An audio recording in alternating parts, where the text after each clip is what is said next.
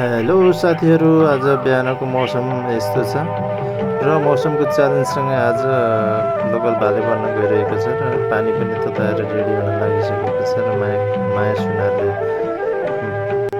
बनाउँदै हुनुहुन्छ लसुन र यहाँ तेजबहादुर घरती मगरले भाले समातेर ल्याइसक्नु भएको छ र हामी एकदम आतुर छौँ आज भाले खानलाई। भाले खानको लागि रेडी भइसकेको छ, कुकुरी पनि र मसला पनि रेडी भइसकेको छ। ट्याक्क काटिओरी आज लोकल कुखुराको बोत्ला फालेर तयार बनाउन लागिसकेको छ र बोत्ला फाल्ने काम पनि तयारी भइसकेको छ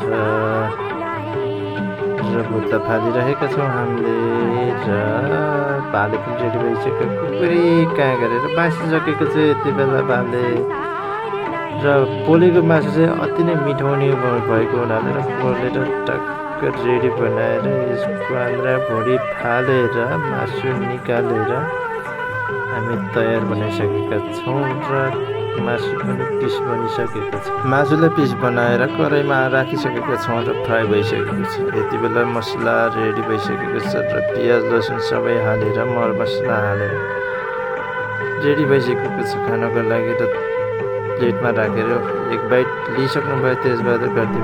एकदमै मिठो बनेको छ भनिसक्नु भएको छ र यस्तै भिडियो हेर्नको लागि लाइक एन्ड सब्सक्राइब गर्न नबिर्सिनु होला। धन्यवाद।